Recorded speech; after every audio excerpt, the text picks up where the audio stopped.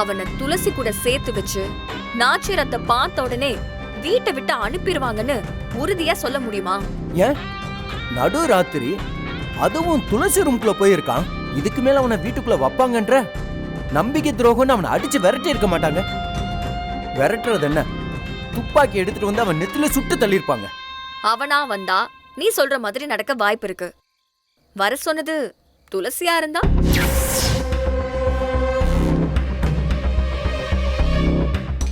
துளசி சின்ன தம்பிய விரும்புறேன்னு ஓப்பனா சொல்லிட்டா என்ன நடக்கும்? என்ன நடக்கும்? ரெண்டு பேரையும் அடிச்சு பத்தி விடுவாங்க.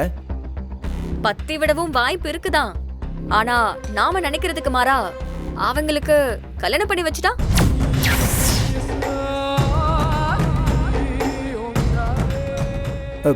ஏய், நாச்சியார் பெரியமா சின்ன தம்பிக்கு துளசியை கல்யாணம் பண்ணி வைப்பாங்களா? என்ன பேசுற நீ? அந்த சின்ன தம்பி தான் அம்முன்னு ஒருத்திய லவ் பண்றான்ல.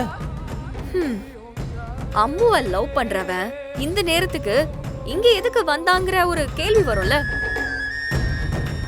அம்முவே ஒரு கற்பனையான ஆளுன்னு நமக்கே டவுட் இருக்கு.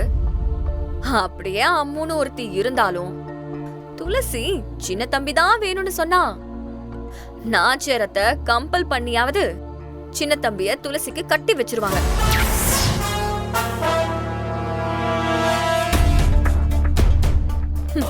அதுக்கும் வாய்ப்பு இருக்கு மாம்ஸ், நான் நம்புறேன்.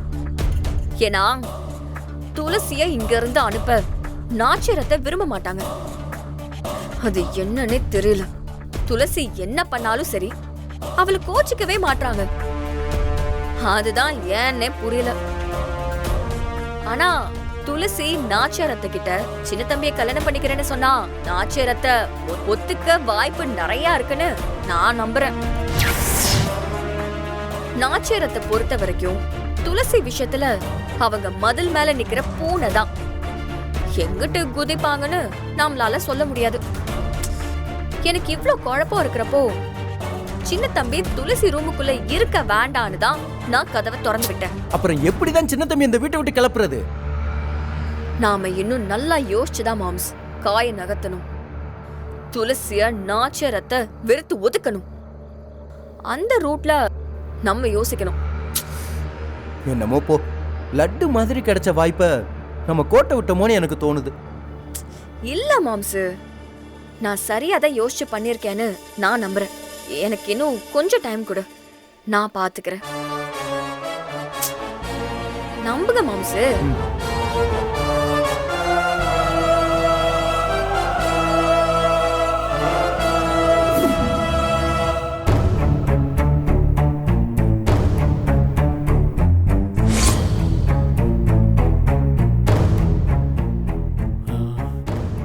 சின்னம்மா, நீங்க ஒண்ணும் பயப்படாதீங்க. நான் நாச்சியாரம்மாட்ட பேசுறேன். நீங்க என்ன பேசுவீங்க?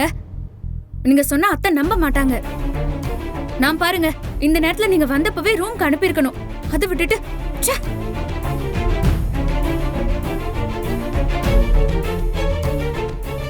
ஐயோ, இப்ப என்ன பண்றது?